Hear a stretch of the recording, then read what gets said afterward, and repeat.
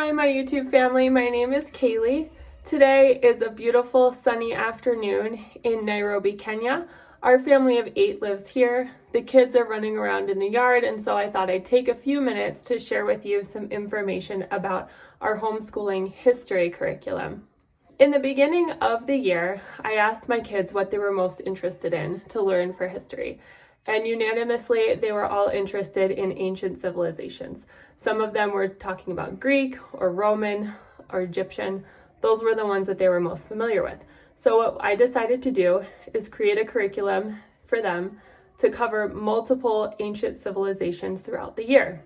Today, I'd really like to share with you a few hands-on activities that we did specifically with the Roman civilization.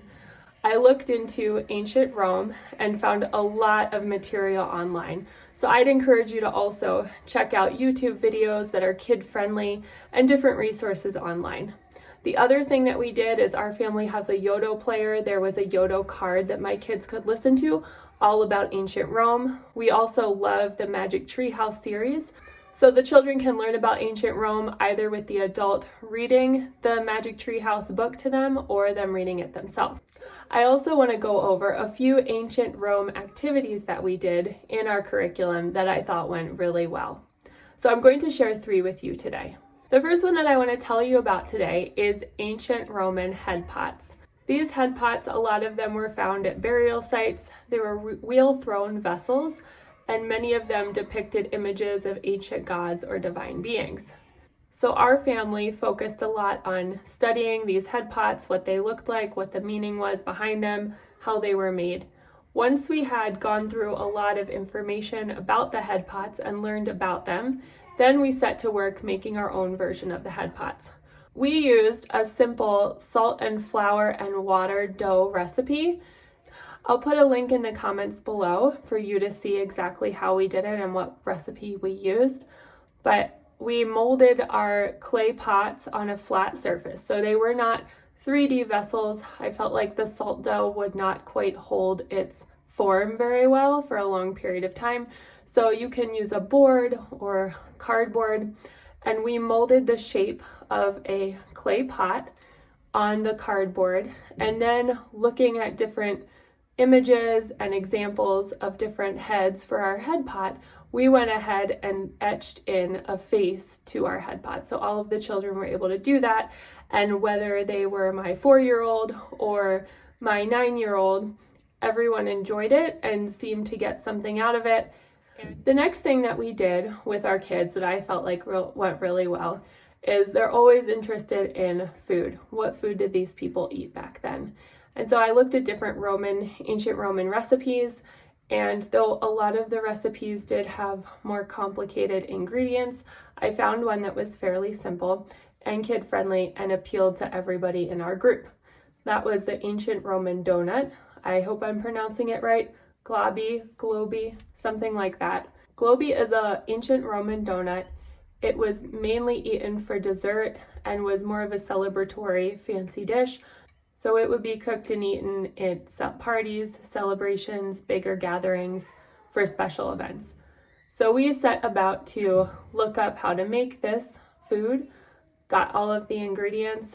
We even made our own ricotta cheese, which was kind of fun. Our kids really enjoyed the cooking process, mixing the ingredients, frying the donuts, as well as trying them. It was a little bit different of an experience for them because the donuts themselves are not sweet, but you pour honey and sesame seeds or a different seed on top. And so that to them was very interesting. They were up for trying it, and all of my kids liked it, which was also really great to see. So I will also go ahead and put a link in our comments below. I would highly recommend trying it. It did work pretty well for us and made history come alive in a very simple way for the kids. My last project that was hands-on and brought ancient Roman history alive for our kids is looking into the history behind ancient Roman mosaics.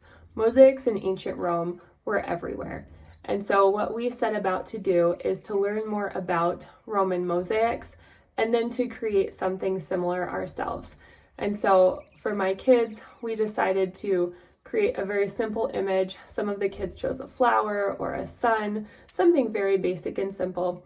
We got a large piece of paper and then cut up papers of different colors, or you can also rub crayons over top of white paper if you don't have the colored paper to make that varying color effect.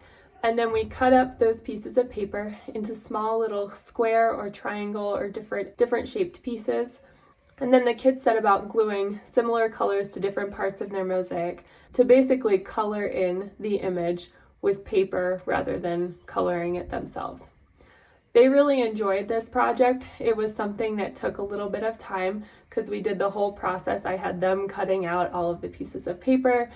For us, we didn't have all of the different colors of paper available, so we were the ones coloring crayons to make the different colors ourselves. They got into the whole thing. It turned out really well. They were all proud of their creation, and it was something that, again, brought history alive to them.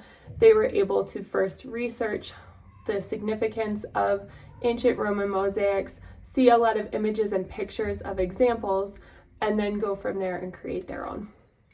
All right, I've talked about 3 different hands-on simple activities that really helped to bring alive ancient Roman culture and civilization to a group of homeschooled kids. I would encourage you to check out the links in the comments below and let me know if you've also done some different activities regarding ancient Rome that you would recommend. I would love to hear the recommendations. Also, if you liked this video, please give us a thumbs up and go ahead and subscribe. I'm planning to put more videos about homeschool and the different things that we've used in our curriculum that we feel like have been successful with our kids.